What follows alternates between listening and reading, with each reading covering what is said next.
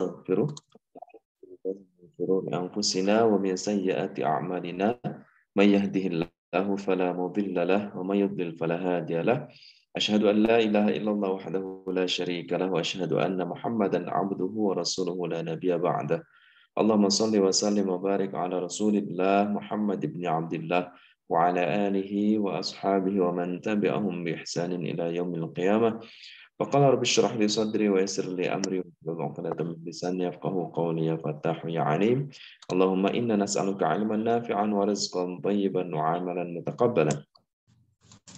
Alhamdulillah, segala puji dan syukur mari kita senantiasa panjatkan kehadirat Allah Subhanahu wa taala atas berkat karunia dan limpahan nikmat yang begitu besar kepada kita semua. Alhamdulillah pada pagi hari ini kita bisa berjumpa kembali dalam program kajian Ba'da Subuh bersama Majelis Solda. Dan seperti biasanya di pagi Ahad kita akan mengikuti Kuliah Dasar Islam atau KDI seri kedua yang membahas seputar syariah Islamiyah bersama Gurunda Ustaz Dwi Condro Triyono PhD. Semoga Allah SWT senantiasa melimpahkan keberkahan untuk kita semua. Tidak lupa salawat dan salam semoga senantiasa dilimpahkan kepada junjungan kita Habibana wa Nabiyana Muhammad sallallahu alaihi wasallam, kepada segenap keluarga, para sahabat dan kita selaku umat beliau di akhir zaman. Mudah-mudahan kita mendapatkan syafaat nanti di yaumil qiyamah. Amin ya rabbal alamin. Bapak Ibu dan sahabat Solda yang dirahmati Allah, baik yang sudah hadir di ruang Zoom maupun yang menyaksikan di channel YouTube Solda TV. Terima kasih banyak dan selamat bergabung kembali di program KDI 2.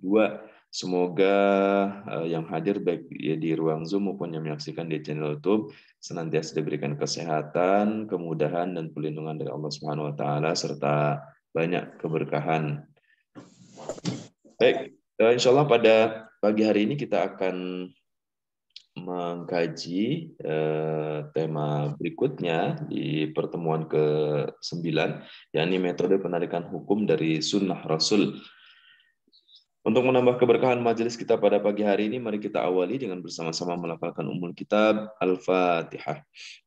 أعوذ بالله من الشيطان الرجيم بسم الله الرحمن الرحيم الحمد لله رب العالمين الرحمن الرحيم مالك يوم الدين إياك نعبد وإياك نستعين اهدنا الصراط المستقيم صراط الذين أنعمت عليهم غير المغضوب عليهم ولا الضالين.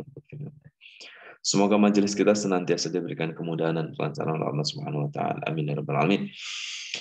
Baik, alhamdulillah sudah bergabung bersama kita Gurunda. Mari kita sapa terlebih dahulu. Assalamualaikum Ustaz. Waalaikumsalam warahmatullahi wabarakatuh. Sehat Ustaz?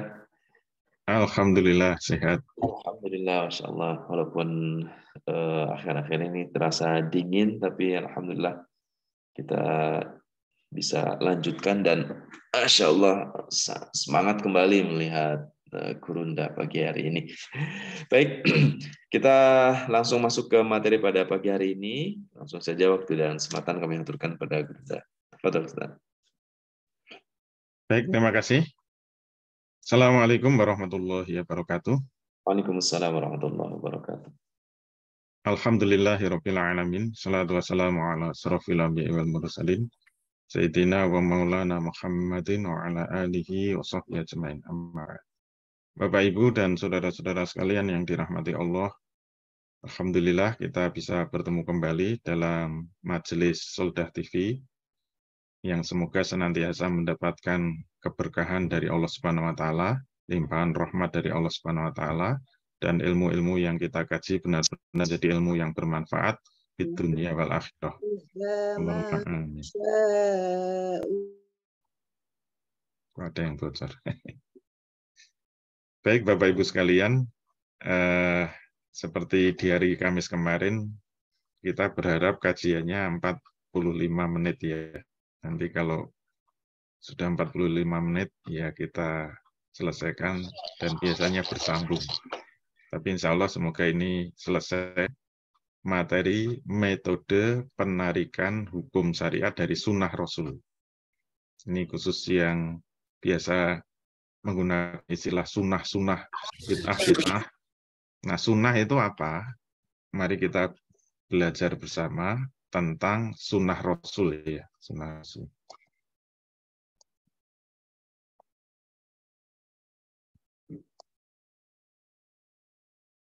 Jadi metode penarikan hukum syariat yang salah salah membuka.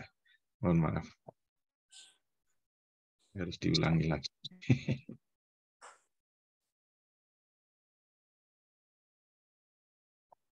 Itu materi yang kemarin ya. Mohon maaf.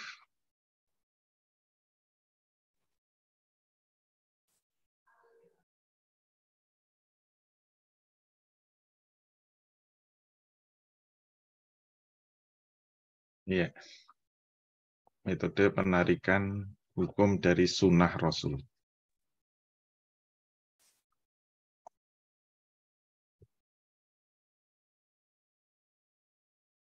Oke, bisa masuk.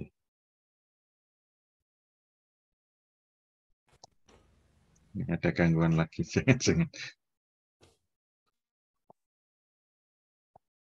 Oh, alhamdulillah. Jadi metode penarikan hukum syariat dari sunnah Rasul ini materi yang kelima ya. Materi yang kelima dari KDI. Kalau kurikulumnya 14 kali pertemuan.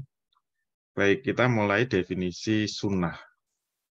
Jadi yang sering mengatakan sunnah Rasul harus paham apa itu definisi sunnah. Nah, intinya sunnah itu maknanya ada dua ya. Sunnah menurut kacamata ilmu hadis, ada sunnah dalam kacamata ilmu fikih ya, atau di dalam kacamata ulama fikih. Kalau sunnah dalam kacamata ilmu hadis itu beda dengan sunnah dalam arti usul fikih ya.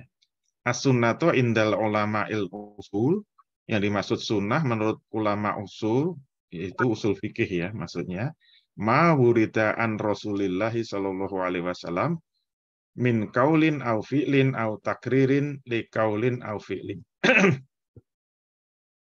Jadi yang disebut sunnah itu ma wurida an Rasulillahi sallallahu alaihi wasallam.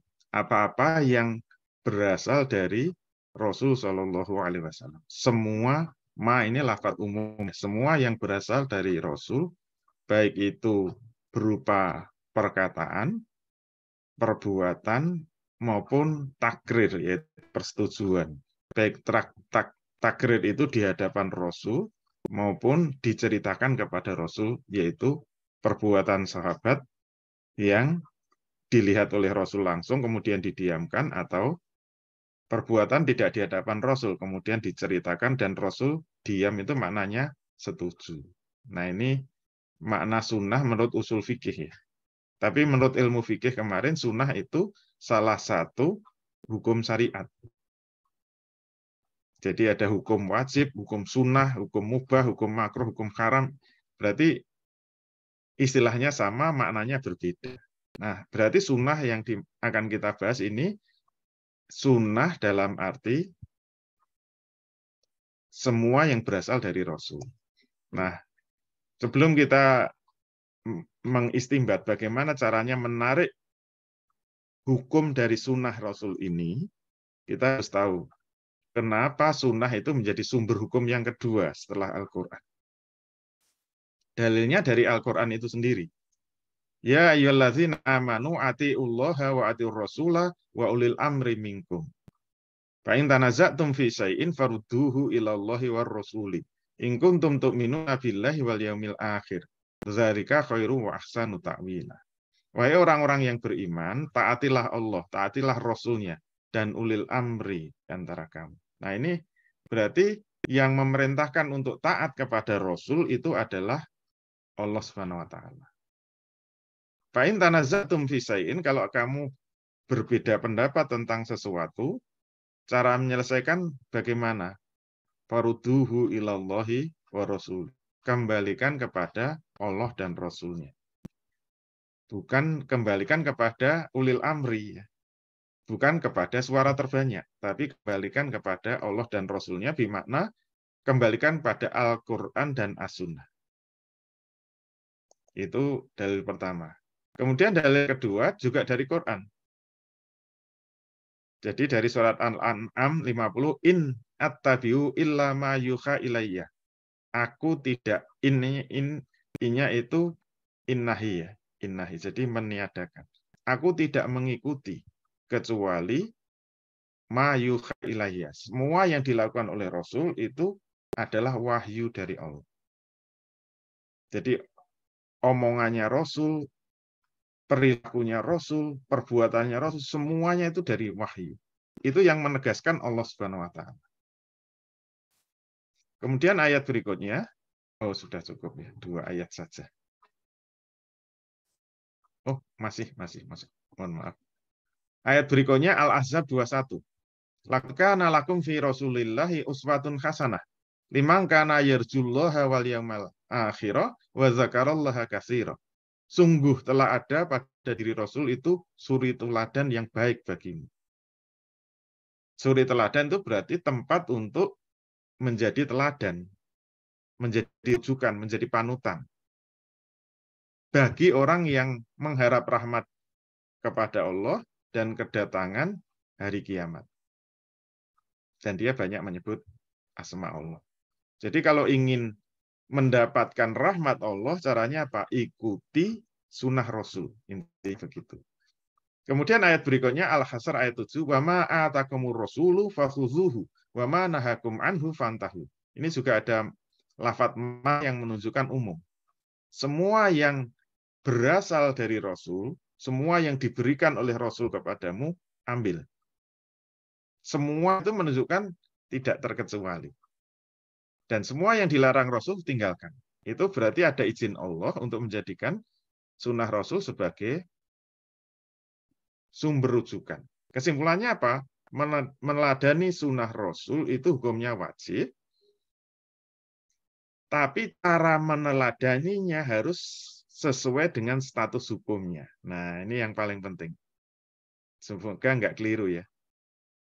Ini sulit memahami. Meneladani sunnah Rasul itu wajib, tapi harus sesuai status hukumnya. Maksudnya apa?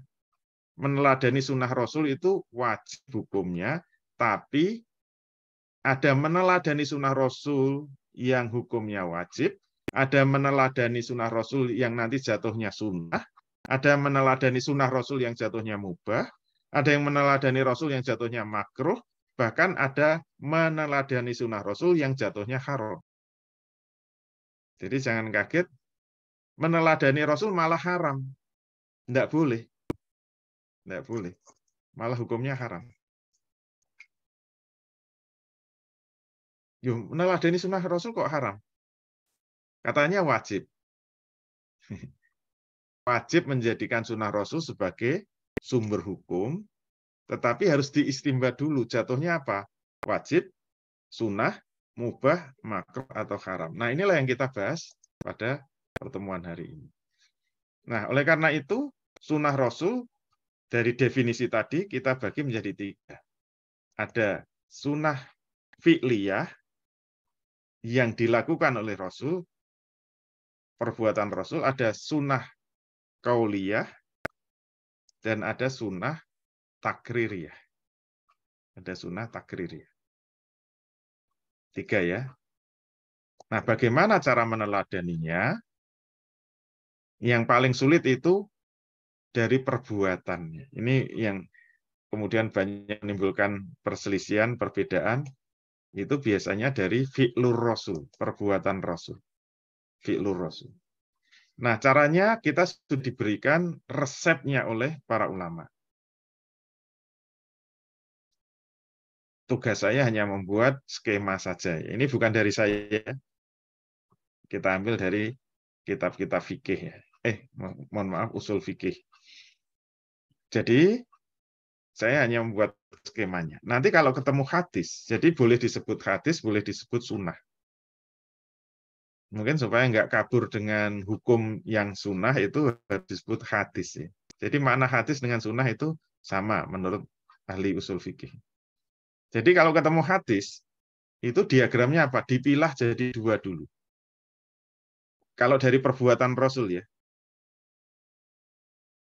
Jadi kalau membaca hadis itu harus tahu ini Rasulullah atau ini cerita sahabat terhadap yang dilihat sahabat dari perbuatan Rasul.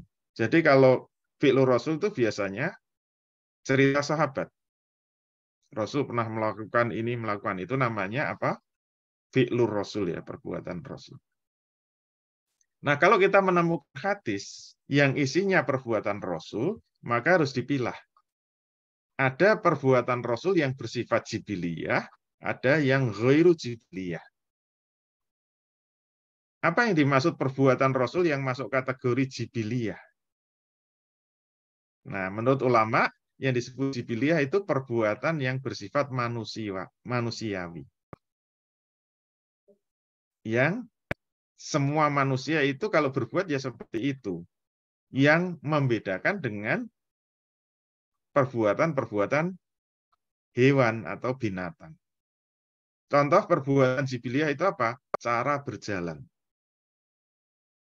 Jadi kalau ada hadis Rasul kalau berjalan itu ya jalannya tegap misalnya gitu, agak condong sedikit, jalannya cepat, misalnya gitu. Itu namanya perbuatan jibiliyah.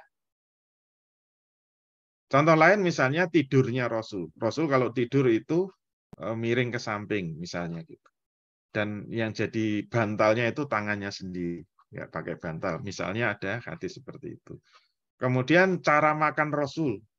Rasul kalau makan pakai tangan, pakai jari-jari. Itu namanya perbuatan jibiliyah. Yang beda dengan binatang. Tidurnya binatang, nah samping saya ini ada kucing. Kucing itu bisa tidur dengan kepala tegak gitu loh. Dan dia bisa nyenyak gitu loh. Kalau kita tidur, kemudian kepala kita tegak kan pusing.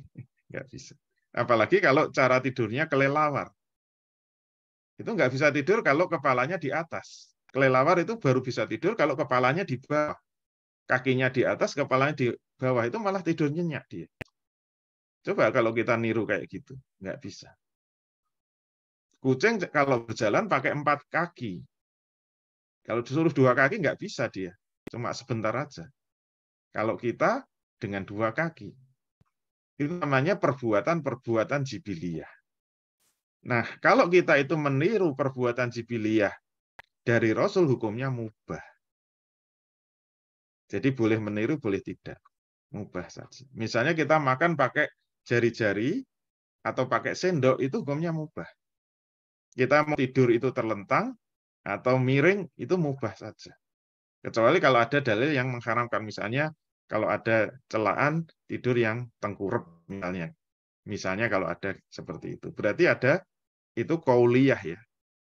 Bukan jibiliyah. Bukan perbuatan jibiliyah. Nah, semua hadis-hadis yang berkaitan dengan perbuatan jibiliyah Rasul, jadi Rasul selaku manusia itu kan ya cara makannya begitu, cara berjalannya begitu, cara duduknya begitu, cara tidurnya begitu, semua manusia juga begitu. Kalau kita ketemu hadis-hadis seperti itu, menirunya hukumnya mubah. Bukan sunnah ya, mubah.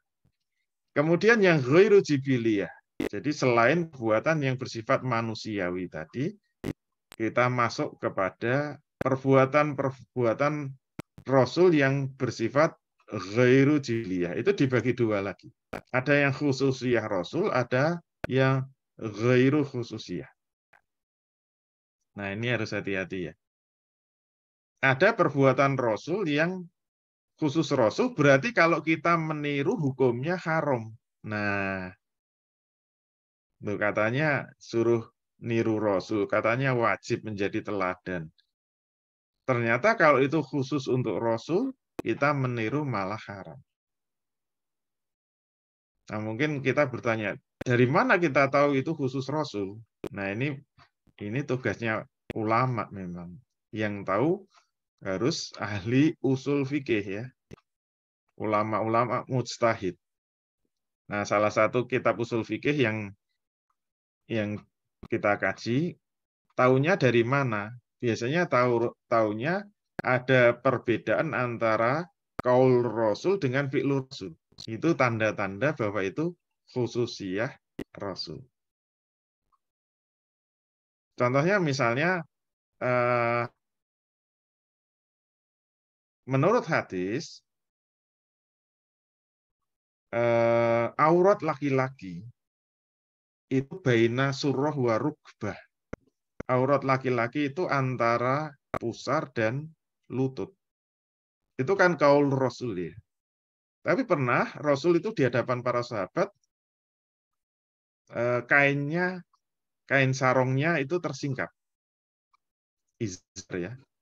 Itu tersingkap sehingga pahanya kelihatan sebagian lah gitu.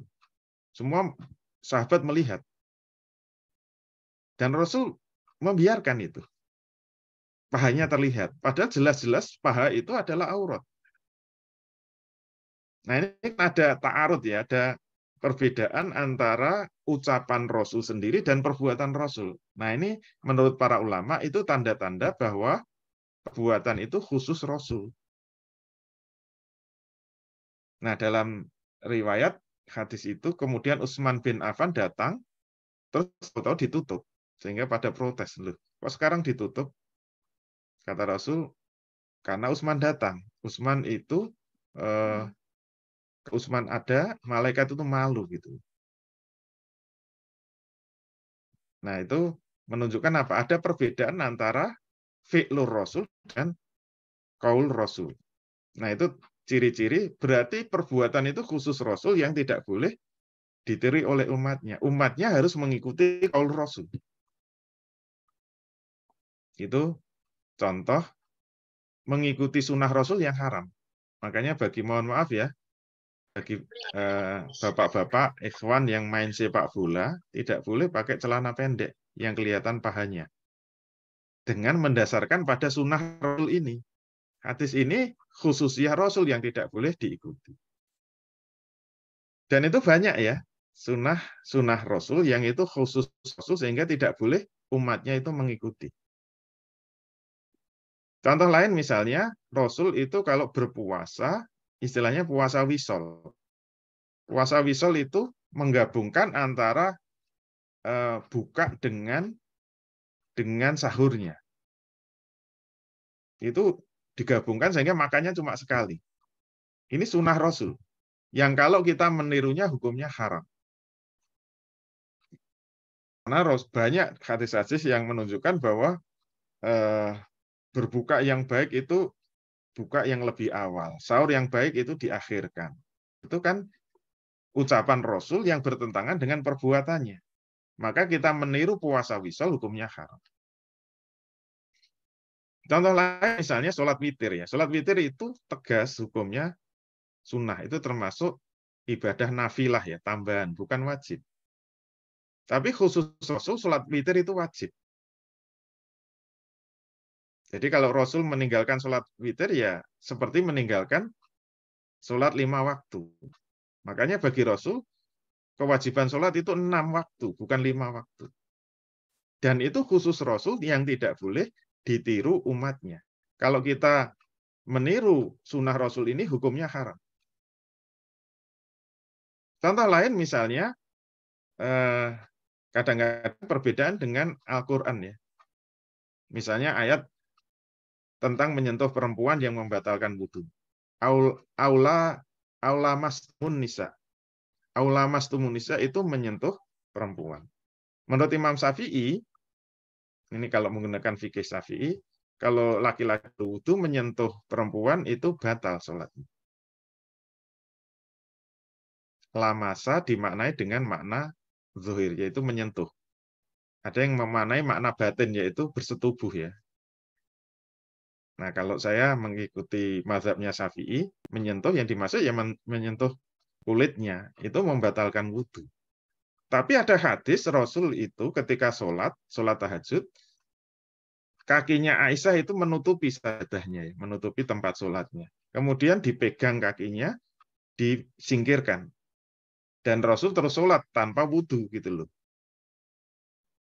Nah, ini berarti ada ta'arud kan, ada perbedaan antara Al-Quran yang itu adalah ayat qauliyah ya, dengan perbuatan Rasul. Maka perbuatan Rasul tadi tidak boleh diikuti. Itu khusus Rasul. Contoh lain misalnya tentang najis ya. Itu kalau mengikuti hadis qauliyah ya, ucapan Rasul, semua kotoran binatang itu najis. Bersifat umum ya. Tetapi Rasul pernah ada sahabat yang batuk-batuk ya, batuk-batuk nggak sembuh-sembuh, mengadu kepada Rasul, ya Rasul, saya batuk nggak sembuh-sembuh, minta obat dong. Nah, kira-kira begitu. Kemudian oleh Rasul diberi air kencing onta. Diambilkan air kencing onta, suruh minum, ternyata sembuh. Makanya jangan kaget kalau di Arab banyak jualan di botol-botol warnanya kuning, itu air kencing onta. Dan itu ada dalilnya. Nah, menurut saya itu kurang tepat ya. Walaupun ada ikhtilaf, ya monggo saja kalau ada perbedaan pendapat. Kalau menurut Imam Syafi'i, antara qaul Rasul bahwa semua kotoran binatang itu najis dengan fi'lur Rasul itu berbeda, ada ta'arud. Maka perbuatan Rasul itu khusus. Yang menurut Imam Syafi'i itu khusus perbuatan Rasul yang ada mukjizatnya, sehingga diberi diberi air kencing onta malah sembuh. Itu berarti ada mukjizat Rasul yang khusus Rasul yang tidak boleh ditiru oleh umatnya. Tapi menurut Imam Hambali memang ini menjadi takhsis ya, menjadi pengecualian dari keumuman najisnya kotoran binatang. Sehingga menurut Imam Hambali memang seluruh kotoran binatang itu najis, haram hukumnya, kecuali binatang yang halal dimakan. Makanya kalau di Makkah, karena orang-orang Arab Saudi kebanyakan bermadzhab Hambali, misalnya di Masjidil Haram banyak, kalau yang terbuka ya, banyak kotoran-kotoran binatang. Mungkin lihat orang-orang Arab itu nginjak kotoran merpati, karena merpati halal dimakan, mungkin dia langsung masuk masjid. Tidak dibersihkan dulu. Itu berarti memahami bahwa kotoran merpati itu tidak najis. Tapi kalau bermadzhab Syafi'i, itu najis. Kenapa? Karena Rasul memberikan air kencing onta itu khususiyah Rasul, dan itu mukjizat yang tidak boleh ditiru oleh umatnya. Contoh yang lain misalnya, Allah hanya memberikan izin bagi laki-laki berpoligami itu maksimal 4. Fankihu ma tobala minan nisa'i masna wa sulasa wa ruba'a. Nikahilah wanita-wanita yang kamu sukai 2-2, 3-3, atau 4-4. Itu berarti apa? Al-Quran membatasi poligami itu maksimal 4. Tapi Rasul dalam perbuatannya, fi'lur Rasul menikah yang pernah bareng itu sampai 9. Kalau istrinya insya Allah ada 11, tapi yang hidup bersamaan itu 9. Itu berarti poligaminya kan sampai 9. Nah, meniru poligaminya Rasul itu haram hukum. Itu fi'lur Rasul yang ada ta'arud kan dengan Al-Quran. Berarti itu harus difahami sebagai khususiyah Rasul yang tidak boleh ditiru oleh umat. Oke. Yang boleh kita tiru yang ghairu khususiyah Rasul. Nah, ini kita bagi lagi ya. Karena saya hanya membuat skema ya.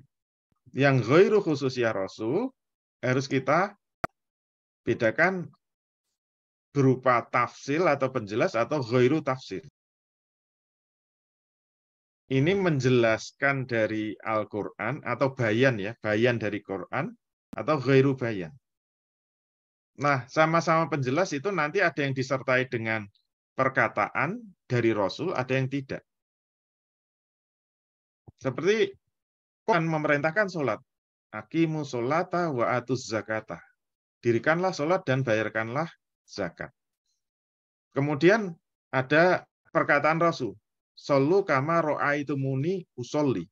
Sholatlah kamu sebagaimana kamu melihat saya sholat. Jadi bagaimana penjelasan tata cara sholat itu harus mengikuti fi'lur Rasul. Itu maknanya perbuatan Rasul dalam sholat itu merupakan bayan atau tafsir dari perintah Allah aqimus sholat. Termasuk wa'atuz zakah. Bagaimana membayar zakat itu Kalau hanya Quran saja nggak bisa gitu. Tapi bagaimana cara membayar zakat tidak disertai berzakatlah sebagaimana aku zakat. Jadi ketika Rasul mempraktekkan zakat itu langsung menjadi penjelas. Contoh lain ketika Allah memerintahkan untuk melaksanakan hukum potong tangan. Melaksanakan hukum potong tangan. Wasariku wasarikotu faktau aidiyahuma. Jaza'a minallah wallahu azizun.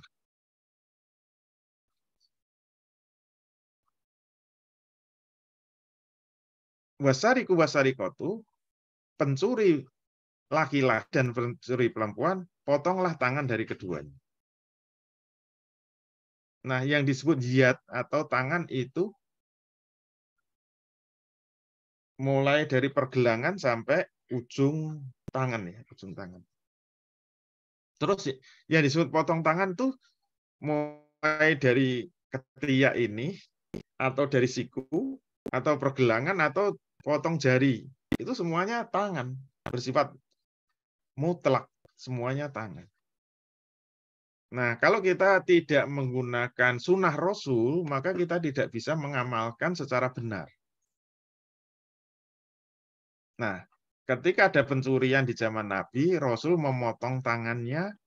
Yang disebut potong tangan menurut sunnah Rasul itu pergelangan tangan. Dan dimulai dari tangan kiri. Jadi bukan siku, bukan sampai ketiak. Walaupun Rasul tidak menyertai dengan perkataan, potonglah tangan sebagaimana aku memotong tangan. Tapi perbuatan Rasul memotong tangan itu berfungsi sebagai bayan, ya, penjelas atau tafsil. Tafsil itu memerinci apa yang diperintahkan oleh Allah. Nah, jatuhnya hukum itu mengikuti status hukumnya. Kalau perintah itu wajib, misalnya potong tangan itu wajib, sholat itu wajib, maka mengikuti tata cara sholat Rasul, tata cara potong tangan Rasul, itu wajib. Termasuk ketika, nah ini banyak digunakan untuk mengatur negara ya.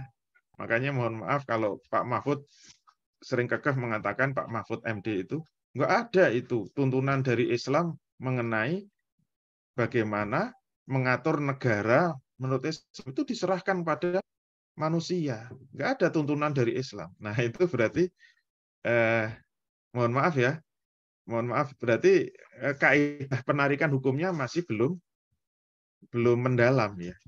Kalau ulama sudah memberikan tuntunan. Kalau ada perintah, misalnya, ya ayyuhallazina amanu atiullaha wa atiur rasula wa ulil amri minkum, dan seterusnya. Itu kan ada perintah mentaati Allah, mentaati Rasul, dan mentaati ulil amri. Bagaimana cara mentaati ulil amri? Itu kan baru mujmal. Dari Quran itu kan baru global.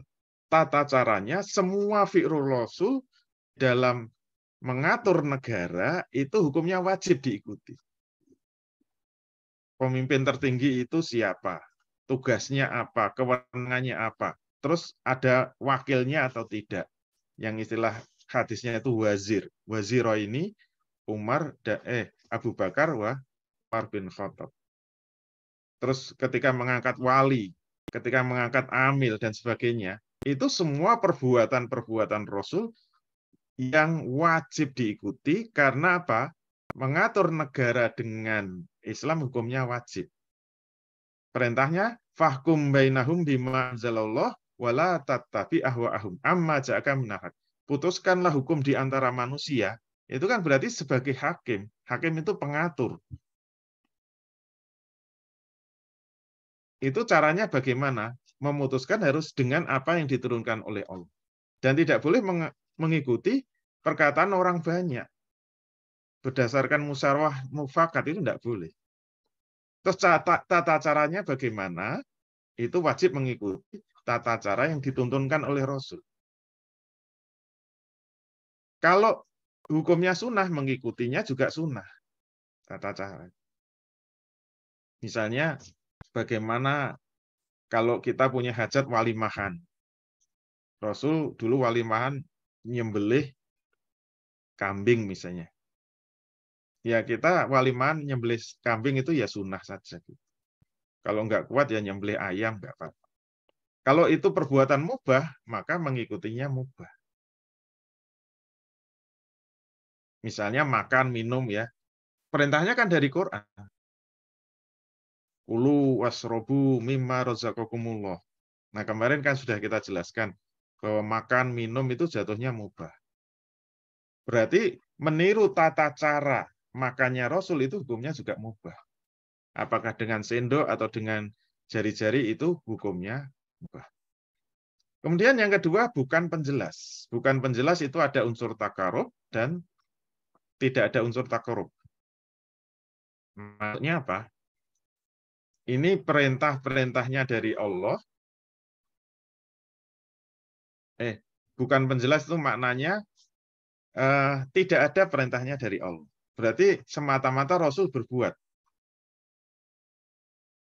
Kalau tadi Rasul memotong tangan itu kan ada perintah Quran memotong tangan. Rasul mencambuk orang yang berzina itu kan ada perintah dari Quran. Tapi ada yang perbuatan Rasul yang bukan merupakan penjelas dari Quran. Nah, itu dibagi dua lagi, yaitu ada yang berupa takarub dan ada yang bukan, tidak ada unsur takarubnya. Ada unsur takarub itu berarti ada unsur ibadah mahdoh kepada Allah. Contohnya misalnya apa? Sholat duha ya. Sholat duha itu nggak ada perintahnya dalam Quran. Tapi Rasul melakukan sholat duha. Maka kalau kita meniru Rasul sholat duha itu hukumnya sunnah. Jadi kalau ada unsur takarub berarti jatuhnya sunnah. Kalau tidak ada unsur takarub, jatuhnya mubah.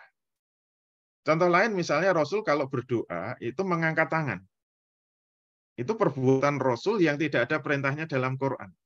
Jadi kalau kita meniru Rasul dalam berdoa, karena berdoa itu kan takarub kepada Allah. Maka kalau kita berdoa mengangkat tangan itu hukumnya sunnah. Itu namanya meniru sunnah Rasul yang bukan penjelas dari Quran. Jadi kita langsung mengikuti sunnah Rasul. Kalau bukan penjelas, ya misalnya ya kembalinya tadi, cara berjalannya Rasul, cara tidurnya Rasul, kalau meniru hukumnya mubah. Baik. Sekarang yang nomor 2, meneladani perkataan Rasul. Ada yang kita bagi dua, ada yang mengandung tulab dan tidak mengandung tulab. Jadi perkataan Rasul itu ada yang ada tuntutannya, ada yang tidak. Ini persis seperti yang kemarin. Kalau mengandung tulab, itu ada yang berupa perintah dan larangan. Nah, kalau ada perintah dari Rasul, harus kita lihat dulu jazm atau ghairu jazm. Larangan juga harus dilihat korinahnya, itu jazm atau ghairu jazm. Taunya dari mana? Harus dicari korinahnya. Metodenya persis seperti kemarin. Kalau perintah dari Rasul itu jazm, jatuhnya wajib. Kalau ghairu jazm, sunnah. Ghairu jazm lagi mubah. Kalau larangan, kalau jazm haram, kalau ghairu jazm itu makruh. Nah, kemarin contohnya sudah banyak ya.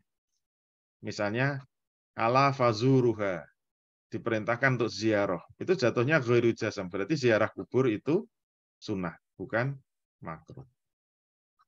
Yang wajib nanti ada, kalau itu jatuhnya wajib. Larangan juga begitu. Misalnya apa? Larangan untuk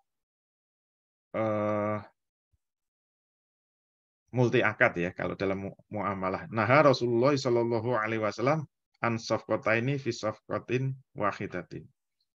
Rasul melarang 2 akad di dalam 1 akad. Itu ada larangan multi akad yang bersifat jazm. Misalnya Rasul bersabda la yahillu bai'un wa salafun. Tidak halal. Nah, itu kalau disebut tidak halal itu jazm. Menggabungkan antara jual beli dengan akad pesanan. Itu seperti, mohon maaf ya, murabahah di bank syariah itu menggabungkan akad pesan dengan jual beli. Karena banknya belum punya barang. Jadi harus pesan dulu langsung digabung dengan akad jual beli kredit. Nah, itu jatuhnya haram. Karena apa? Itu bersifat jazm, larangan. Dan seterusnya. Itu metodenya persis seperti yang kemarin. Kalau tidak mengandung tulab, tidak ada tuntutan untuk mengerjakan, berarti bersifat khobariyah ya. Khabar ya. Bersifat khabar. Hadis-hadis khabar, informasi, nah itu harus hati-hati. Harus dibedakan, itu kabar yang gaib atau bukan masalah yang gaib. Nah, gaib itu apa? Itu diserangkan dalam KDI 1 ya. Nah, kalau ada kabar yang gaib, misalnya tentang siksa kubur, ada nanti akan datang Imam Mahdi, nanti akan datang khilafah ala minhaji nubuwah. Itu kan kabar-kabar yang bersifat gaib. Besok di neraka kebanyakan wanita yang akan disiksa di neraka. Nah, itu kabar yang gaib. Maka harus dipastikan subutnya dan dalalahnya. Nanti ada istilah. Subut itu proses periwayatannya. Ada yang qot'i, ada yang dzonni. Syarat qot'i itu hanya satu, yaitu periwayatannya harus mutawatir. Mutawatir yang meriwayatkan lebih dari 4. Ini walaupun ada beberapa perbedaan, tapi yang kuat lebih dari 4 itu baru disebut isubut. Jadi kalau ada hadis soheh itu dzonni subut. Dzonni subut itu berarti yang meriwayatkan hanya satu gitu. Itu namanya khobar ahad. Khobar ahad. Nah, yang qot'i subut nanti harus diperiksa lagi dalalahnya. Maknanya itu qot'i apa dzonni. Seluruh isi Quran itu adalah qot'i subut. Tapi nanti dalalahnya ada yang dzonni.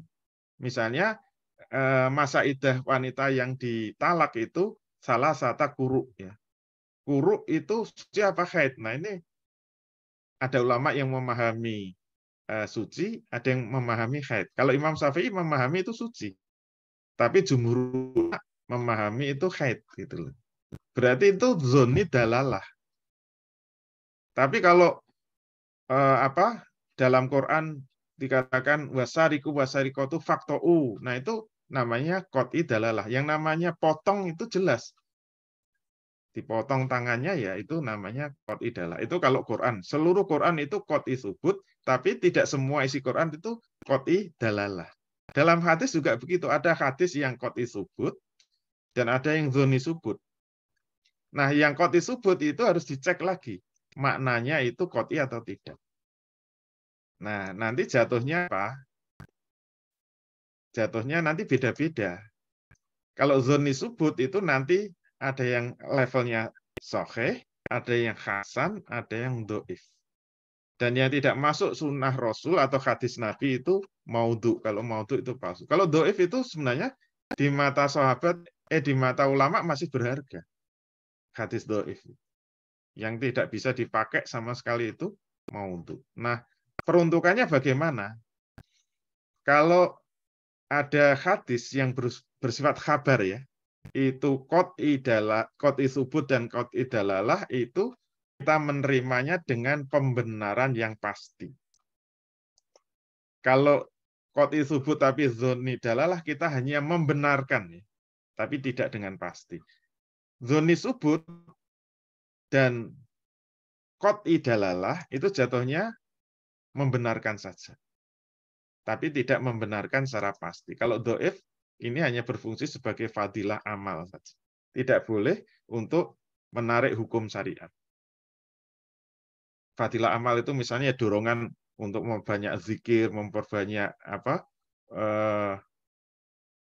membaca Quran. Misalnya kalau ada hadis-hadis yang dhaif itu boleh. Tidak untuk memutuskan halal haram. Nggak boleh kalau hadis dhaif. Nah, kalau ada hadis khabar dari Rasul yang bersifat qot'i subut dan qot'i dalalah, maka ini bisa untuk dalil akidah. Itu memberi makna yakin. Yakin itu pasti benar. Ini sudah kita bahas, untuk dalil akidah harus pasti. Yang lain itu tidak bisa untuk dalil akidah, tapi hanya membenarkan saja. Maksudnya apa? Nanti kalau ada ulama yang mengingkari tidak boleh dijatuhkan dia murtad. Misalnya tidak setuju dengan hadis tentang Imam Mahdi misalnya. Wah, Imam Mahdi itu kan hadisnya tidak sampai mutawatir. Saya nggak percaya dengan Imam Mahdi. Misalnya ada yang kayak gitu. Itu tidak jatuh murtad. Karena derajat hadisnya tidak sampai qot'i tsubut dan qot'i dalalah. Tapi kalau itu hadis qot'i tsubut dan qot'i dalalah, jadi maknanya juga pasti. Kalau mengingkari, itu sudah keluar dari Islam. Nah, itu bahayanya begitu. Tapi bukan berarti kalau tidak dijadikan dalil akidah menolak hadis itu. Bukan seperti itu. Hanya membenarkan, maka hadis-hadis yang statusnya tidak sampai tasdirkul jazm itu hanya bisa untuk dalil hukum syariah. Tidak bisa untuk dalil akidah. Karena dalil akidah itu harus qot'i tsubut dan qot'i dalal. Sedangkan untuk masalah-masalah yang bukan gaib itu mengikutinya mubah. Misalnya Rasul merayu istrinya gitu. Ya Khumairah, wahai yang berpipi merah.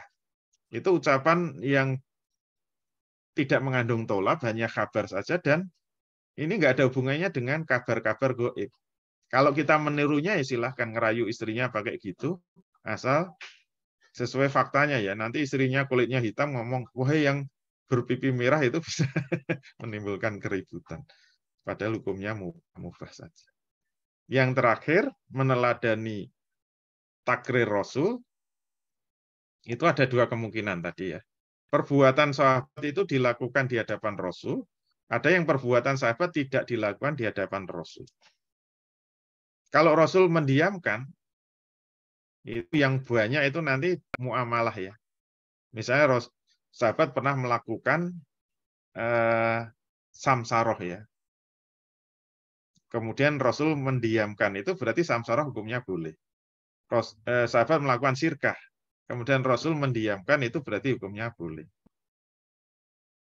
Kalau makanan dulu, sahabat makan daging dob ya. Daging dob itu daging, sebenarnya yang benar itu kadal gurun ya.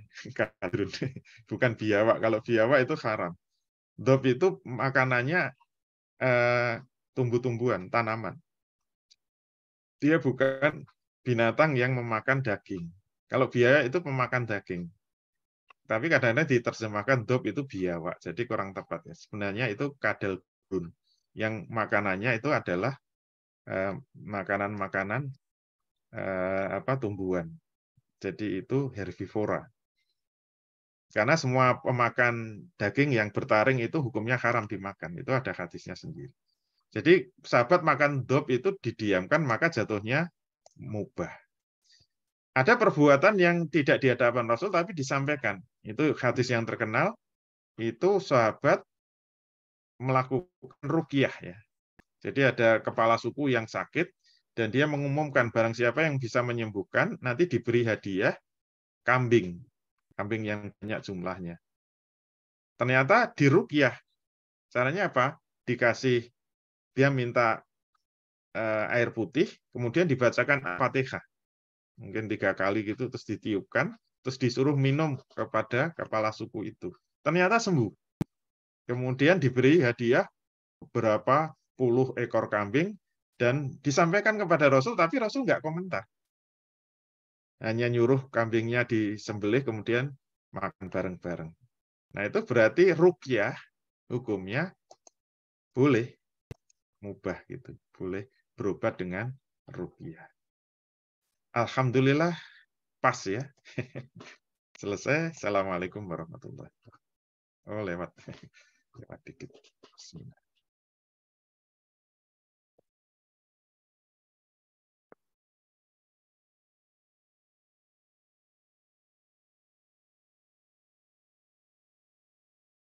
Ustaz Agus nunggu sampai. Baik, sudah ada yang raise hand ya. Monggo, Bu Septi. Bisa di unmute. Baik. Oh, Alhamdulillah. Biar Ustaz Agus dulu ya.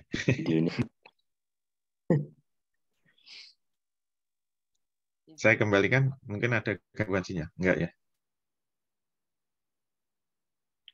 Ini agak baik. Suara saya keluar nggak, Ustaz? Masuk, masuk. Baik. Bukan keluar, Baik, masuk. alhamdulillah. Sebelum kita masuk ke sesi tanya jawab, seperti biasa kita akan menyaksikan pariwara berikut ini. Silakan. Putus-putus. Ingin menjelajahi peradaban Islam dan ziarah ke Imam Al-Bukhari di Uzbekistan? Yuk ikuti Wonderful Uzbekistan. Keberangkatan tanggal 4 Oktober tahun 2023. Selama 8 hari. Dengan maskapai Uzbekistan Airways. Hotel bintang 3 atau 4 dengan 1 kamar 2 orang. Dan kereta cepat antar kota. Bersama Ustadz Dwi Condro Triyono dan Bang Niko Pandawa. Kita akan mengunjungi Tashkent, Samarkand, Dufan, Bukhara, dan Chinggan. Harga mulai dari 25,5 juta rupiah per pax. Pendaftaran sampai tanggal 4 September tahun 2023. Tunggu apa lagi? Segera amankan SIM Anda. Daftarkan segera di Soldatur. Sahabat perjalanan sesuai syariat.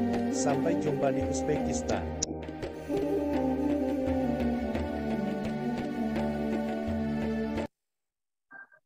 Baik, sampai jumpa di Uzbekistan bersama Gurunda. Insya Allah bagi Bapak Ibu sahabat sekalian yang mau mendalami seputar sejarah peradaban Islam, silakan bisa segera mendaftar. Insya Allah selama 8 hari full ini bersama Gurunda nanti. Insya Allah. Baik, kita langsung masuk ke sesi tanya jawab. Ini sudah ada Bu Septi yang mau bertanya. Silakan Bu. Assalamualaikum warahmatullahi wabarakatuh. Waalaikumsalam warahmatullahi. Ya, alhamdulillah. Saya tidak begitu menyimak yang pertemuan yang lalu ya, tapi mungkin ini masih ada penjelasan yang bisa diambil dari hasil kajian hari ini. Saya lupa ya. Ini pertanyaan yang berkaitan dengan hal yang seringkali kami terima gitu ya, kami diminta untuk menjawab langsung. Kadang-kadang seperti misalnya puasa Muharram, kemudian Lebaran anak yatim gitu ya. Ya hal-hal yang sifatnya perlu penjelasan tentang urutan pengambilan hukum syariah ini ya. Nah ini bagi saya yang mendalami metode ini belakangan ya, mungkin dulu pernah ya saya baca buku mengenai kaidah kesohihan hadis gitu ya, itu kadang-kadang memerlukan satu langkah praktis gitu ya, mengingat keterbatasan ilmu yang saya miliki ya. Tapi kadang dituntut seperti itu. Akhirnya kesimpulan kami adalah kita mengikuti langsung pada ulama pilihan yang hasil dari analisis berpikir kami gitu ya. Yang mungkin dapat diringkas adalah kami milih ustadz-ustadz yang ada di ngaji subuh. Ada ustadz-ustadz yang YouTube-nya ya diantaranya Ustadz Bicondro, kemudian Ustadz Jawi ya, Sidik Al-Jawi. Kemudian itu jadi sementara beliau-beliau ini ya belum populer gitu ya di masyarakat. Sehingga untuk menjelaskan lebih detail ini kaidahnya seperti ini, kalau memahami satu masalah harus begini-gini seperti yang tadi Pak Ustadz sampaikan, sepertinya cukup berat ya kalau untuk kita sampaikan ke mereka, karena itu ya bagi saya sendiri juga mungkin baru ya. Terus ini langkah pragmatisnya adalah jadi kita langsung kasih penjelasan menurut ulama yang kami anuti. Nah, jadi seperti itu ya. Kalau kita ngomongnya langsung ke hadis-hadis yang sahih, hadis-hadis yang qot'i gitu ya, yang artinya itu rada susah gitu ya menyampaikannya.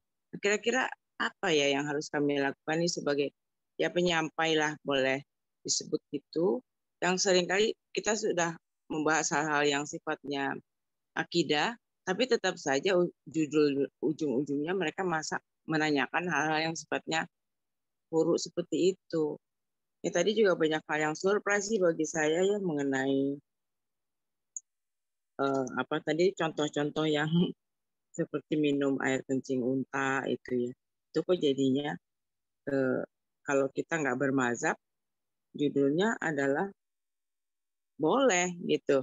Nah itu bagi saya nih masih belum ini nih. Nah terus kemarin belum lama di kajian yang keberapa gitu saya dengar Pak Ustadz berbicara mengenai jangan sering-sering melakukan yang mubah. Kalau itu jadi mubazir gitu ya. Ini mohon maaf diklarifikasi. Apa betul nggak ini saya? Lebih baik mengerjakan yang sunnah yang udah jelas ada pahalanya.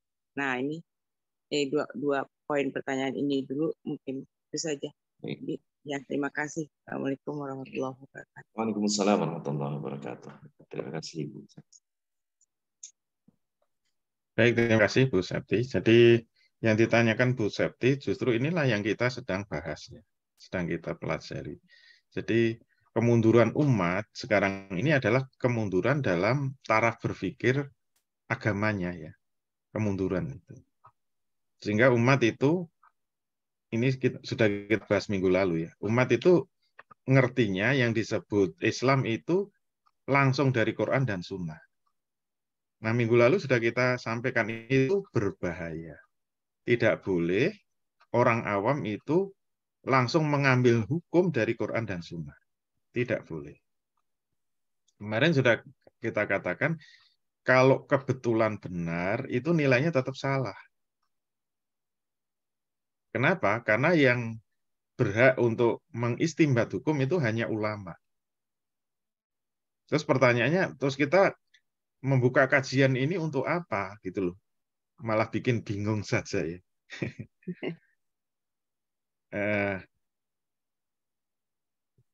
Jangankan Bu Septi ya, saya sendiri bukan ulama kan, saya bukan mustahid. Saya sendiri juga tidak berhak untuk mengistimbat hukum. Kecuali kalau Ustadz Siddiq Al-Jawi mungkin level sudah mustahid ya, karena saya tahu persis kapasitas ilmunya. Kalau saya belum. Oleh karena itu,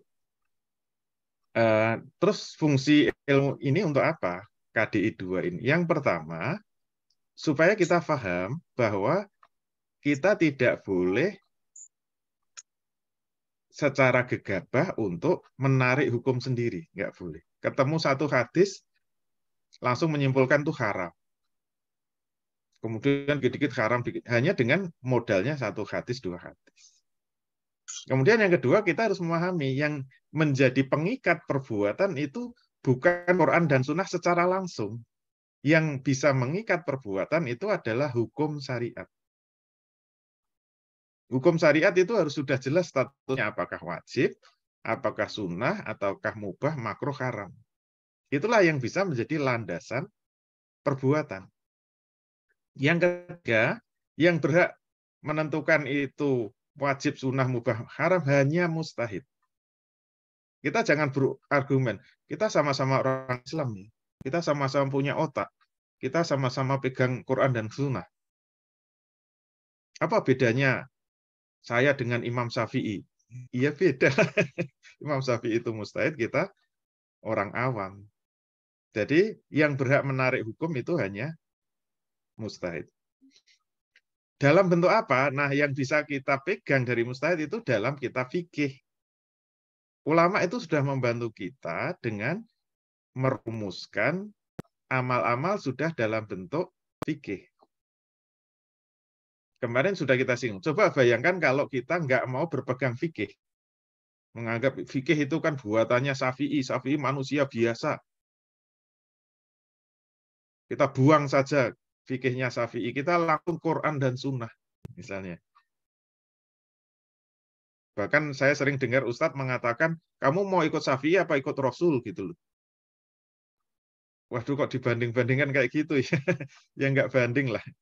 Aja dibanding-banding. Kok logikanya kayak gitu? Kamu mau ikut Imam Syafi'i atau ikut Rasul gitu loh. Nah, itu kan tidak tepat ya. Jadi tidak mungkin seorang mustahid itu tidak mengikuti Rasul gitu loh. Apalagi Imam Syafi'i itu gurunya Imam Bukhari.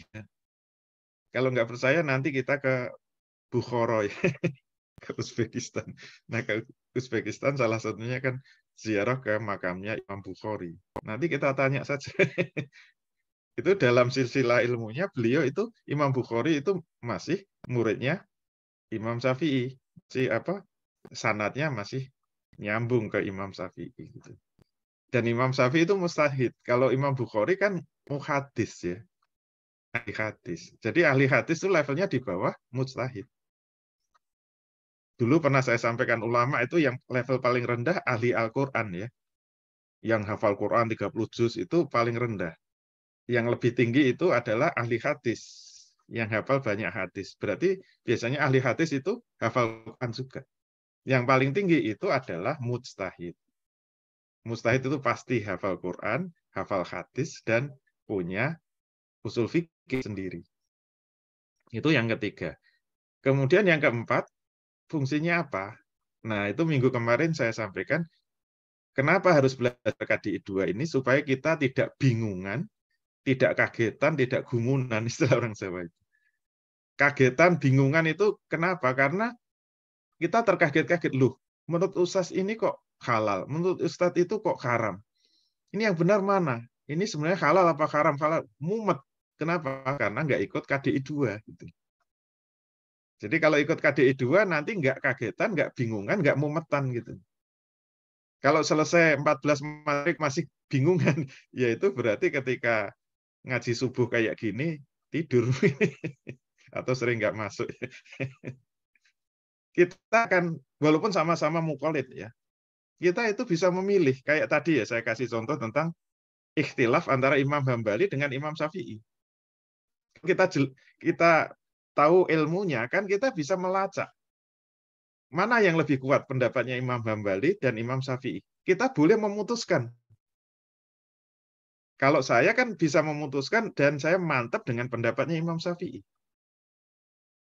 Karena minum air kencing unta itu khususiyah Rasul. Itu mukjizat khusus Rasul yang tidak boleh dicontoh oleh umatnya. Berarti pendapat Imam Hambali itu lebih lemah. Pendapat Imam Syafi'i dalam masalah ini lebih kuat. Nah, kalau kita beramal kan mantap. Kemudian yang kelima, nanti ada metode tarjih ya. Kalau ada perbedaan pendapat, hukumnya wajib mentarjih. Wajib. Karena ada kaidah al-amalu birrajih wajibun wal amalu bil marjuh mumtani'un. Mengamalkan pendapat yang kuat hukumnya wajib, mengamalkan pendapat yang lemah hukumnya tertolak. Kita nggak boleh memilih pendapat sesuai dengan kemauan kita, kesukaan kita, kesenangan kita. Nggak boleh. Memilih pendapat harus menurut pemahaman kita ini lebih kuat. Sehingga kita beramal mantap, nanti di hadapan Allah kita hujahnya juga kuat. Semua nanti dimintai pertanggungjawaban. Kenapa kamu habis nginjak-nginjak kotoran merpati kok langsung masuk Masjidil Haram? Nah, nanti tanya harus bisa berhujah. Nah, itu nanti yang akan dinilai oleh Allah, hujahnya. Nanti ada materi metode tarjih. Nah, itulah manfaatnya kita belajar KDI 2 ini supaya tidak bingungan, tidak kagetan, dan tidak mumetan. Dikit-dikit. Terus yang kedua apa tadi lupa. Minta ditashih, Ustaz. Apakah betul pernyataan lebih baik jangan banyak-banyak melakukan yang mubah, lebih baik yang sunnah biar berpahala. Ya iya, nanti ada materi fikih aulawiyat itu nomor 13 kalau nggak salah, fikih aulawiyat. Karena hidup itu cuma sebentar, waktu cuma sedikit. Ada yang disebut fikih aulawiyat yaitu fikih prioritas. Kalau terjadi benturan amal mana yang harus kita pilih? Ini contoh sederhana, misalnya setelah sholat subuh. Itu hukumnya sunnah kita itu berdiam di masjid sampai suruk. Itu sampai pahalanya disebutkan, pahalanya seperti umroh 1 kali.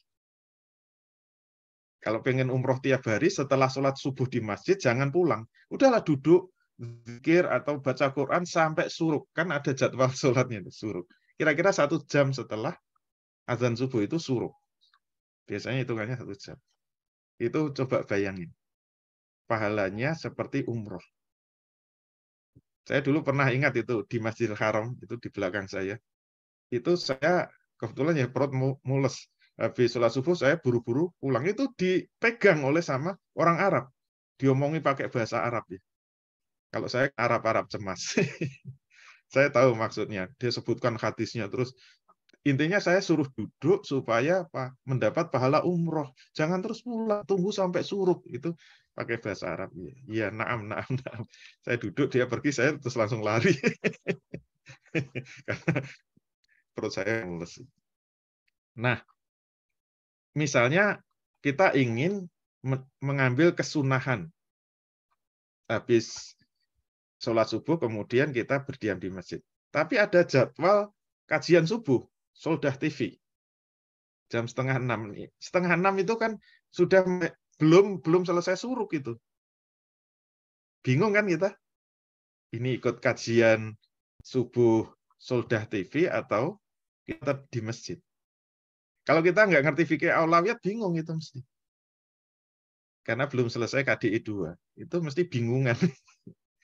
Kalau kita ngerti fikih aulawiyat, yang dimenangkan mana? Yang dimenangkan tetap yang wajib. Jangan mengalahkan yang wajib dengan yang sunnah. Mengaji, menuntut ilmu, tolabul ilmi, faridotun. Ilmu agama ya, kalau ilmu yang mubah. Menuntut ilmu agama itu hukumnya wajib. Maka sehebat-hebatnya pahala sunnah tetap kalah sama yang wajib. Itu kalau belajar aulawiyat. Apalagi mubah lawan sunnah. Misalnya habis sholat subuh, kita kan bisa olahraga. Sehat kan? Olahraga itu hukumnya sunnah. Kenapa buru-buru setelah sholat subuh kok langsung buru-buru pulang? Saya mau olahraga. Ya bagus. Tapi ingat, olahraga itu mubah. Sedangkan kita berdiam di masjid itu hukumnya sunnah. Sampai suruh. Milih mana? Nah, kita punya ilmu, karena ikut kajian subuh Soldah TV, ya kita berdiam dulu. Tapi karena ada kajian subuh, lebih baik segera pulang. Karena ikut nge-zoom ini, kalau kita tahu ilmunya, kita belajar agama hukumnya wajib. Wajib mengalahkan sunnah. Setinggi apapun pahalanya.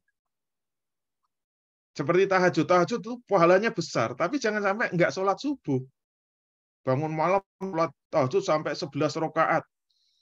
Habis itu tidur 12 sampai matahari terbit. Itu kan kebalik-balik.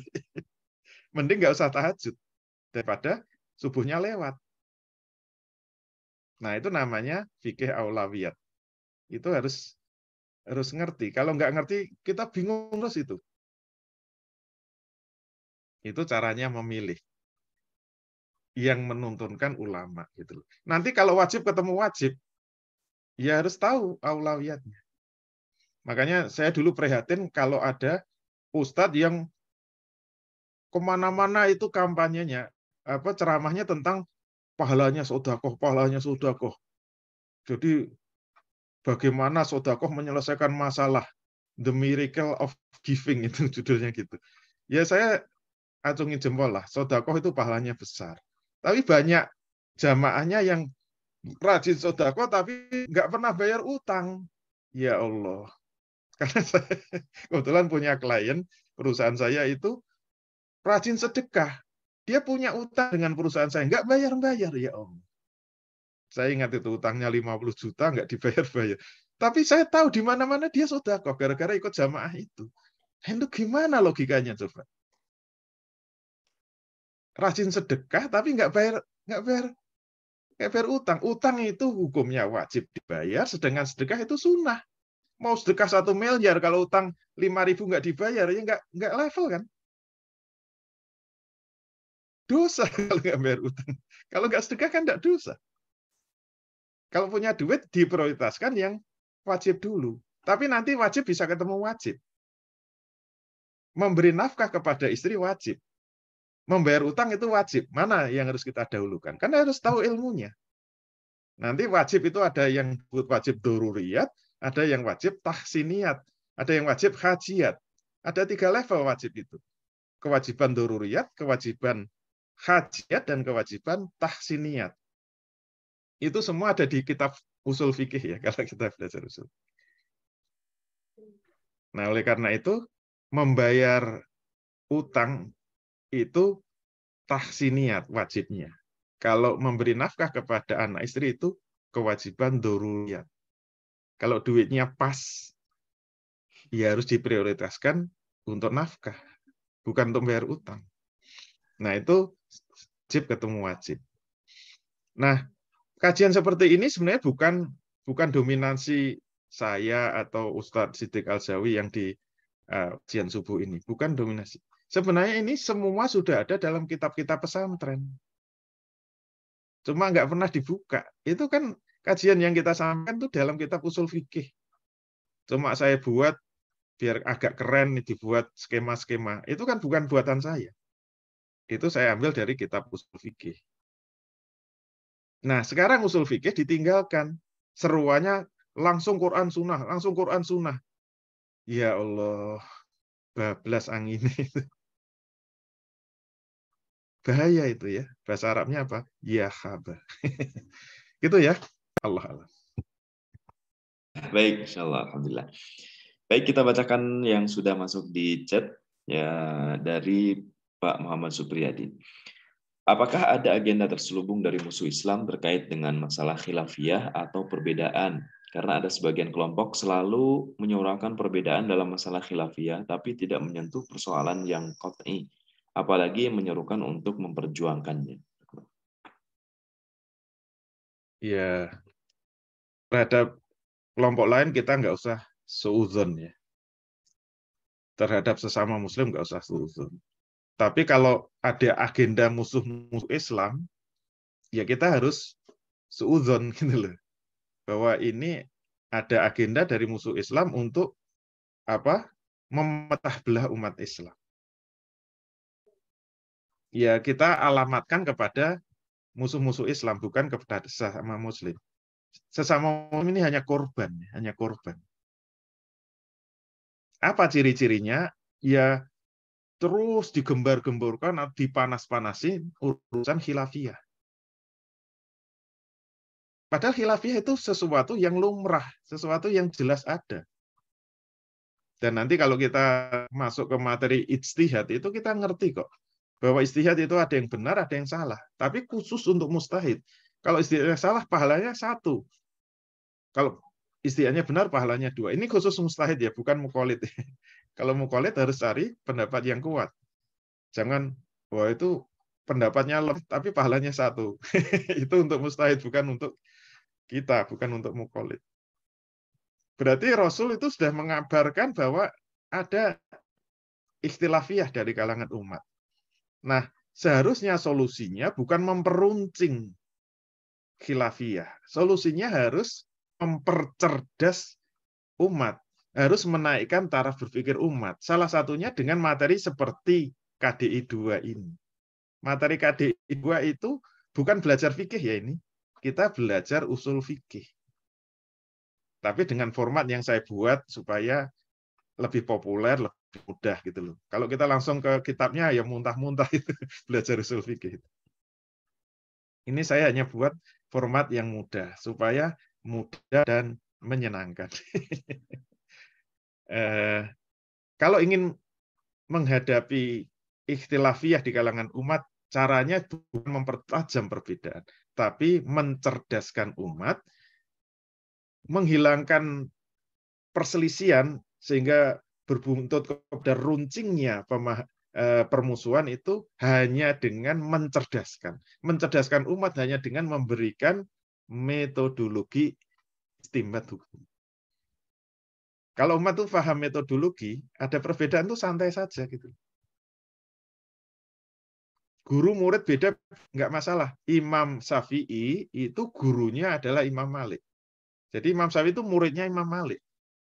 Ada banyak perbedaan, tapi nggak ada masalah. Karena pinter ketemu pinter. Cerdas ketemu cerdas. Kalau ada perbedaan kok kita gontok-gontokan itu berarti mohon maaf, goblok ketemu goblok. Ada beda sedikit kalau sudah musuhan itu mesti bodoh ketemu bodoh. Tapi kalau pinter ketemu pinter, itu malah rangkul-rangkulan gitu. Oh, kamu dalilnya kayak gini ya, kamu istinbatnya gini. Santai aja gitu loh. Oh, kalau saya nggak begitu. Itu berarti cerdas ketemu cerdas. Jadi kalau dikit-dikit musuhan, dikit-dikit tersinggung, dikit-dikit panas hati, dikit-dikit apa laisa mina, bukan golonganku. Nah, itu goblok ketemu goblok. Nah, kalau umat ini dinaikkan taraf berpikirnya dengan ilmu-ilmu sakofiyah kayak gini, ilmu-ilmu metodologi kayak ini, insya Allah ada perbedaan pendapat itu nggak ada problem kok. Santai aja. Nah, ini salah satu niatan kita untuk kajian KDI 2 ini.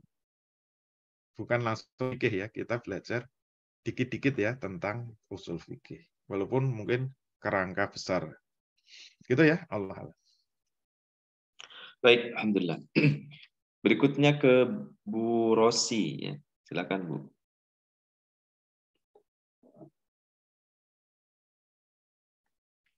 Bu Rosi silakan. Bisa unmute. Ya. Oke, makasih Ustadz.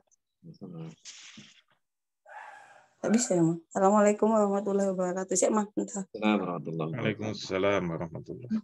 Ustadz, saya mau nanyakan. Tadi kan dijelaskan bahwa ada perbuatan yang itu sifatnya mubah yang dilakukan oleh Rasulullah. Artinya kan sebenarnya tidak ada pahala di sana. Tapi pertanyaan saya, bisakah sesuatu yang mubah itu menjadi berpahala atau sebaliknya sesuatu yang sunnah itu menjadi tidak berpahala seperti itu, Ustadz?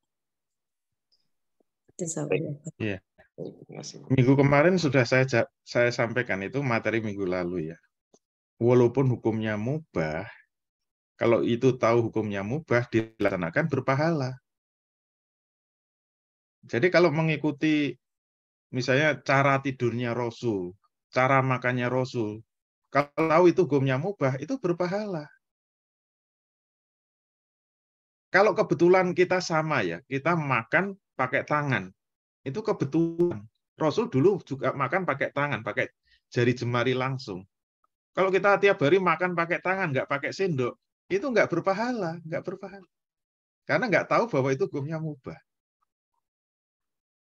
Jadi semua amal yang ada landasan ilmunya, ada landasan hukum syariatnya, walaupun itu mubah hukumnya, dapat pahala, mendapat pahala. Terus apa bedanya dengan sunnah? Katanya sunnah itu kalau dikerjakan dapat pahala. Kalau mubah nggak dapat pahala siapa? Bukan begitu. Mubah itu maknanya pilihan. Boleh makan roti, boleh makan nasi. Itu mubah. Bedanya dengan sunnah apa? Minggu kemarin sudah saya jelaskan. Bedanya itu kalau sunnah terkait dengan kuantitas amal. Misalnya sholat duha ya. Hukumnya sunnah ya. Berarti sholat duha 2 rakaat itu dapat pahala. Kalau kita tambahi lagi jadi 4 rakaat, pahalanya tambah banyak. Itu namanya sunnah. Tambahi lagi 6 rakaat, tambah banyak lagi. Tapi kalau mubah, makan nasi itu mubah. 1 piring mubah. Kalau ditambahi 2 piring, itu nggak menambah pahala. 3 piring tidak nambah pahala, malah nanti bisa jatuhnya makruh. Lebihan. Itu bedanya mubah dengan sunnah. Itu sudah kita jelaskan minggu kemarin. Jadi kalau kita mengikuti cara tidurnya Rasul dan sebagainya, kalau itu paham itu mubah, berpahala. Yang nggak berpahala itu kalau tidurnya sama-sama miring, nggak ngerti itu seperti tidurnya Rasul yang hukumnya mubah, ya nggak ada pahalanya. Sayang kan? Gara-gara nggak mau ikut kajian subuh. Gitu ya kira-kira. Untuk promosi. Allah. Baik, alhamdulillah ini sekaligus menjawab juga pertanyaan Bu Nisa di chat ya, pas banget pertanyaan. Alhamdulillah. Baik, berikutnya ke Pak Jahari, silakan.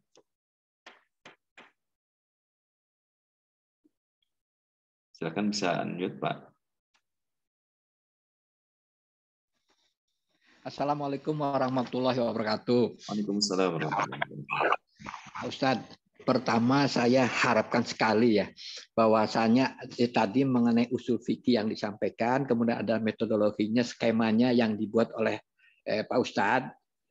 Saya tuh pernah dapat informasi katanya ada itu buku-bukunya di daerah Bandung Jalan Dago.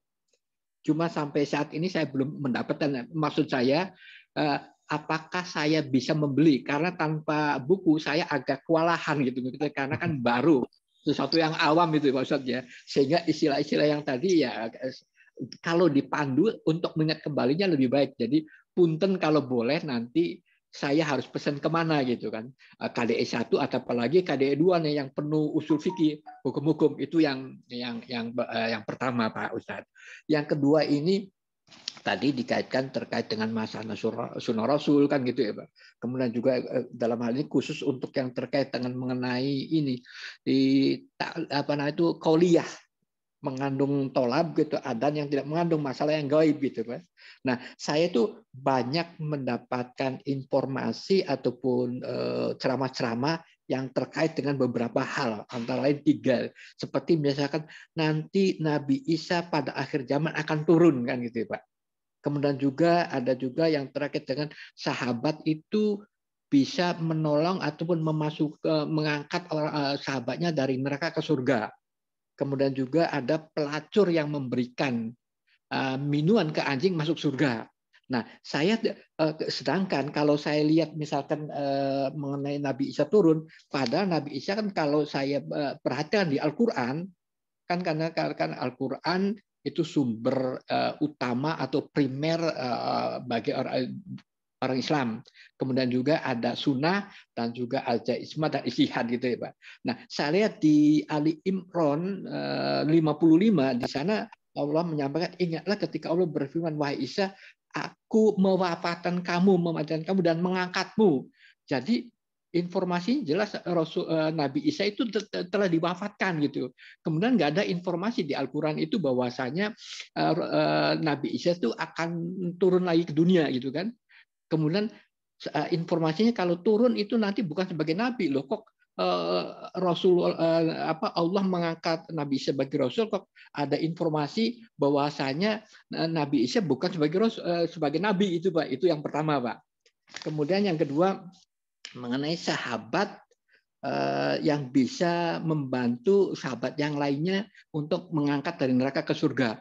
Padahal ada satu ayat dalam Al-Quran bahwasanya ingatlah suatu ketika bahwasanya seorang ayah tidak dapat menolong anaknya, begitu pun juga orang anak tidak dapat menolong ayahnya sedikit pun juga di yaumil akhir itu Pak.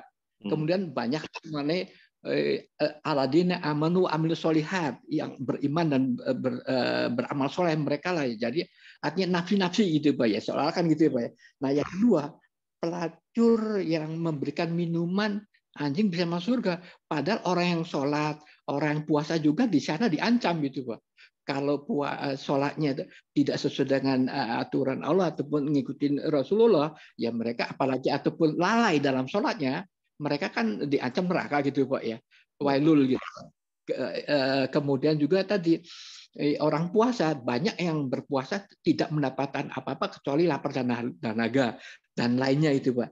Nah itu kan mungkin kecuali kita sudah mendalami ilmu usul fikih ini, barangkali kita bisa tahu atau mentarjih itu Pak, mana yang punya pendapat itu Pak. Nah ini saya agak bingung menghadapi itu gitu Pak. Saya kira itu dulu Pak. Masih. Assalamualaikum warahmatullahi wabarakatuh. Assalamualaikum warahmatullahi wabarakatuh. Baik, terima kasih. Yang pertama masalah buku. Jadi kalau materi saya itu rujukannya ada semua ya. Yang saya buat itu hanya PowerPoint. Hanya PowerPoint. Kalau rujukan bukunya ada, kalau pengen cari atau pengen mengaji langsung ke sumber bukunya, ya silakan hubungi teman-teman yang di Bandung. Atau menghubungi Soldah TV ya, insya Allah nanti sama Bu Maya akan dibantu ya untuk dapat bukunya, atau mau kajian langsung ke kitabnya, itu silahkan. Kalau PowerPoint ya, kalau membutuhkan PowerPoint silahkan ke Soldah TV. Kalau dalam buku yang saya tulis itu biasanya saya tulis di buku-buku yang saya terbitkan. Nah, yang terbaru itu di buku Panduan Sirkah Lengkap. Nah, itu juga bisa didapatkan di Soldah namanya Soldah Store ya. Soldah Bookstore. Soldah Bookstore. Nah, itu bisa. Di dalam buku Panduan Sirkah Lengkap itu sangat tebal. Itu separuhnya isinya ya ada materi kayak tadi. Kerangka usul fikihnya, tapi mengarah kepada muamalah. Ya, silakan saja. Insya Allah ada rujukan-rujukan yang saya buatkan PowerPoint. Kalau saya memang senang PowerPoint karena lebih mudah difahami. Kemudian yang kedua masalah apa ya tadi? Nggak lupa. Nggak saya catat. Hadis-hadis yang banyak tadi, Ustaz. Oh ya, hadis yang tentang Imam Mahdi, tentang turunnya Nabi Isa. Hampir semua hadis itu statusnya sahih. Statusnya sahih. Sahih itu berarti hadis ahad, bukan hadis mutawatir. Oleh karena itu, misalnya Pak Jahari tidak terlalu meyakini hadis itu, nggak ada masalah. Statusnya tidak menjadi murtad ya. Tapi kalau hadisnya itu mutawatir, berarti kan qat'i tsubut dan qat'i dalalah, kalau tidak yakin itu bisa mengeluarkan dari Islam.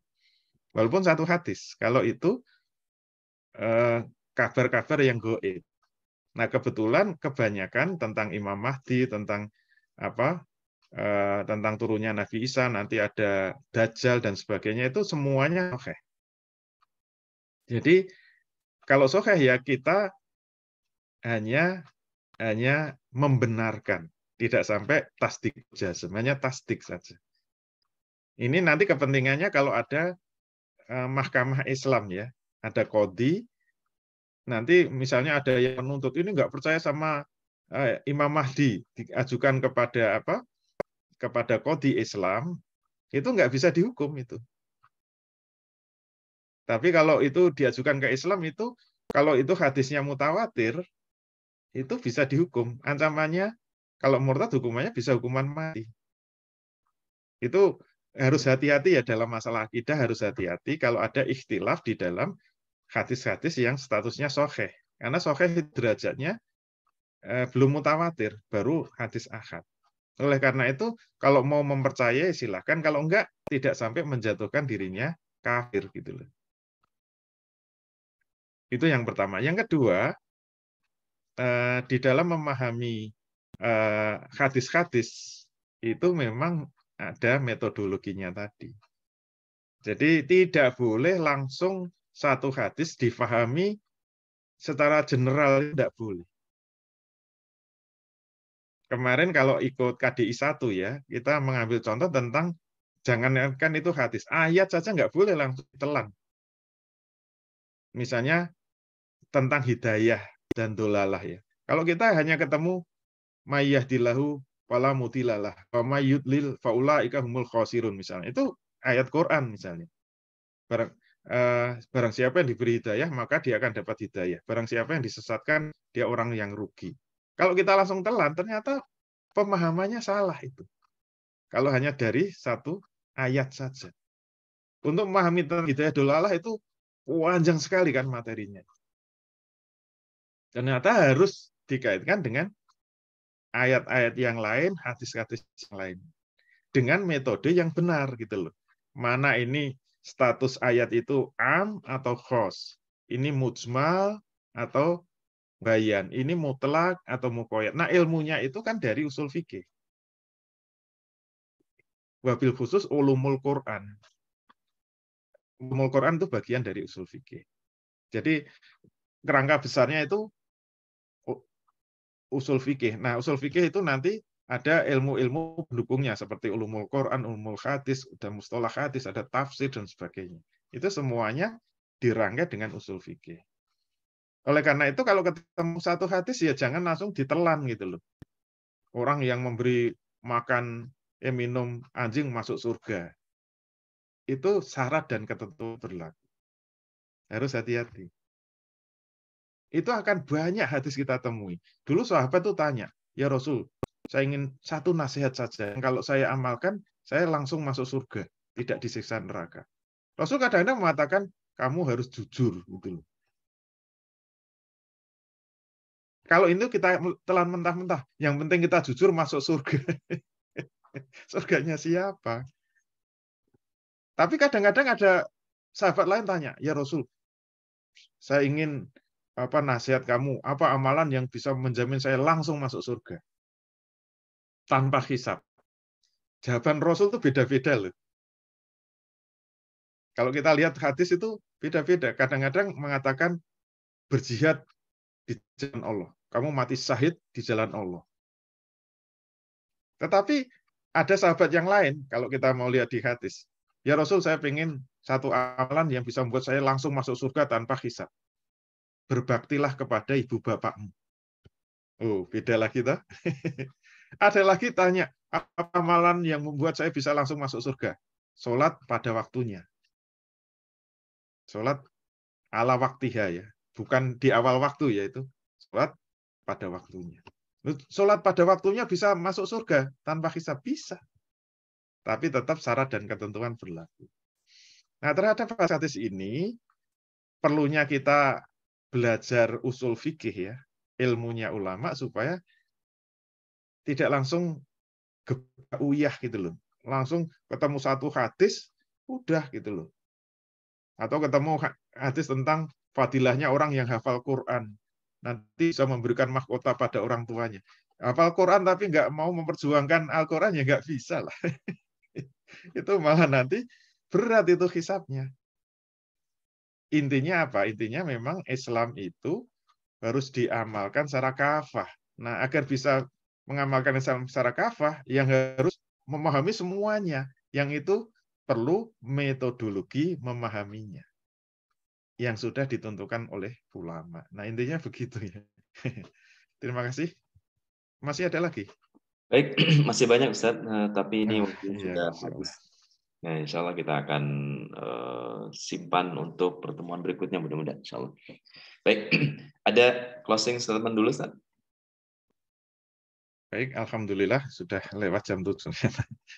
Mohon maaf kalau melewati. Semoga metode istimbat dari sunnah Rasul tadi bisa kita pahami. Itu baru satu metode. Insya Allah minggu depan masuk metode istihad. Nah, ini agak kelas berat ya. Jangan kemana-mana, tetap bersama kami. Walafu minkum billahi taufiq wal hidayah. Assalamualaikum warahmatullahi wabarakatuh. Waalaikumsalam warahmatullahi wabarakatuh. Baik, alhamdulillah kami ucapkan terima kasih banyak kepada Guru Unda atas ilmunya pada pagi hari ini, dan juga Bapak Ibu sahabat sekalian yang sudah hadir. Terima kasih, mudah-mudahan kita semua mendapatkan ilmu yang bermanfaat, dan mohon maaf bagi Bapak Ibu yang sudah menuliskan pertanyaan di chat. Kita akan simpan terlebih dahulu. Insya Allah kita akan sampaikan mudah-mudahan di pertemuan berikutnya jika ada kesempatan. Baik, bagi Bapak Ibu tadi yang meminta materi, mungkin insya Allah nanti mungkin sedang disiapkan oleh admin, jadi tunggu saja, mudah-mudahan nanti bisa disampaikan. Baik, mari kita akhiri dengan bersama-sama membaca doa kafaratul majelis. Subhanakallahumma bihamdika asyhadu an la ilaha illa anta Alhamdulillahirabbil alamin. Terima kasih banyak. Mohon maaf atas segala kekurangan. Wassalamualaikum warahmatullahi wabarakatuh. Waalaikumsalam warahmatullahi wabarakatuh.